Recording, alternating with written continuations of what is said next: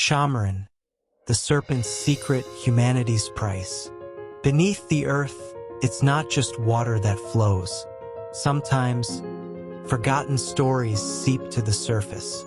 And if you look closely, what you see in those seepages isn't just a serpent, it's yourself.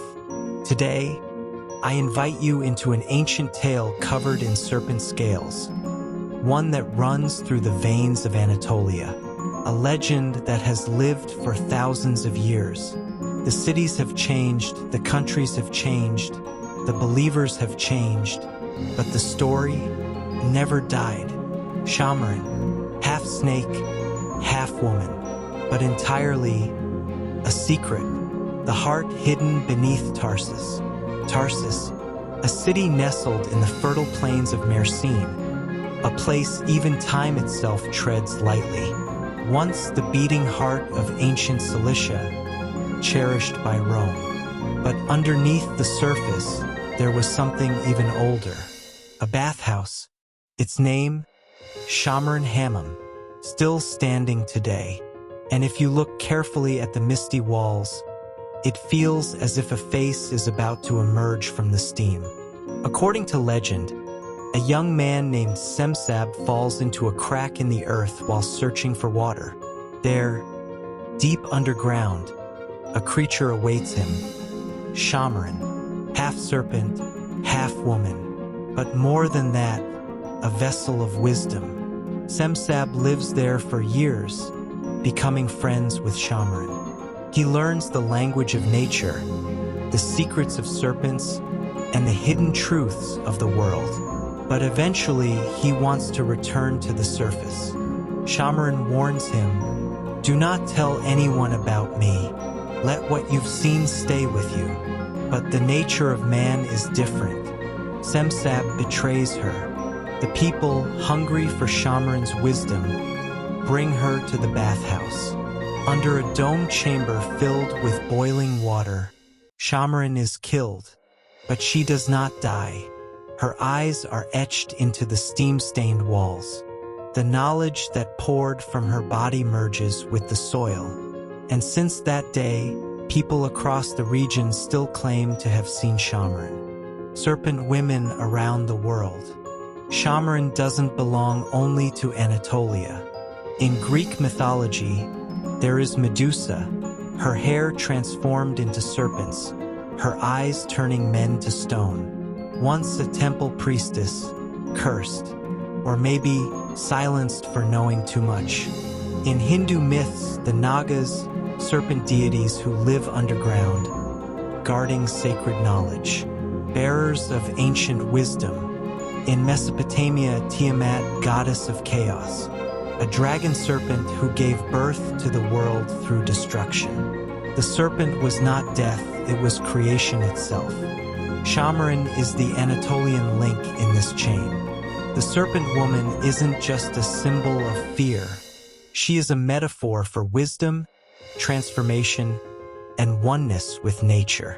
The Yerebitan sarcophagus, a truth buried? The year is 1887. Sultan Abdülhamid II sits on the Ottoman throne. During his reign, an earthquake shakes Istanbul. At that time, the area where the Basilica Cistern, Yerebitan Sarnasai, now stands had no major buildings. People could easily enter the many tunnels beneath the city, especially in this region. A few days after the quake, some children venture into the tunnels to play. They notice that parts of the underground walls have cracked, but not outward, inward. There was a hollow space behind the stone. When the news reaches the Sultan, he sends a team of specialists to investigate. Let us pause here. The Basilica Cistern is a labyrinth beneath the city. One path reaches the Golden Horn, another extends to Hagia Sophia, and it's believed to connect to the cistern of Philoxenos, Binbir.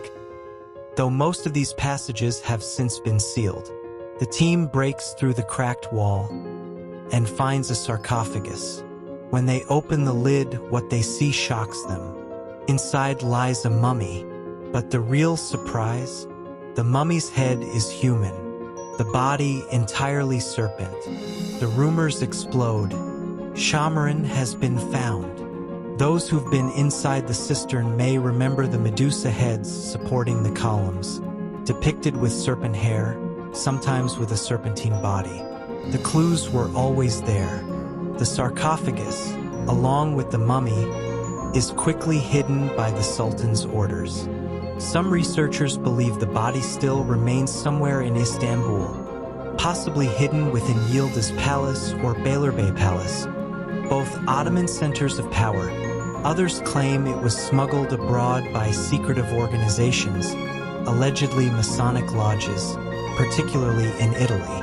This tale is not a fabrication. It was documented in a period Ottoman publication called Rizimli Gazeta, which even published photographs of the sarcophagus. To suppress the growing public sensation, Sultan Abdülhamid has the now empty sarcophagus ceremoniously buried in the courtyard of Fatih Mosque. Later, it's said to have been moved to the Queen's tombs near Molla Fenari Mosque. From there, the trail goes cold. Foreign researchers are said to have sought the sarcophagus for decades. The most mysterious part? Every edition of Rizimli Gazeta is preserved in libraries across Taksim and Beyazıt, except this one. Some say the issue was confiscated by a secret society based in Italy. Even today, there are whispers in the archives of a classified file titled YBS 1887L, but no one is allowed to open it. Urban legend? Or the silence laid over a buried truth? Places that speak. The sites associated with Şahmaran do not just hold stones. They hold memory. A Şahmaran Hammam, Tarsus, the heart of the legend. Caves of Mardin, said to echo the hiss of sacred serpents. A bitless highlands, where villagers claim to have seen the serpent woman. The Basilica Cistern, Istanbul. A sunken sarcophagus, forgotten documents. To walk through these places is to enter a time machine. If you listen closely, the stones will whisper.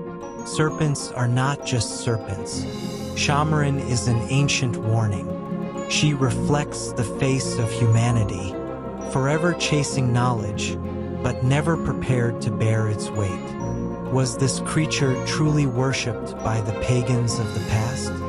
Or did civilizations that never knew each other somehow describe the same figure? And what of the sarcophagus, the half-serpent, half-human mummy unearthed from the Basilica Cistern? What do you believe? Maybe Şahmaran is still with us. This has been ForeverLight. Tonight, we listen to a voice that rose from the shadows. Until the next legend, keep your eyes on the unseen.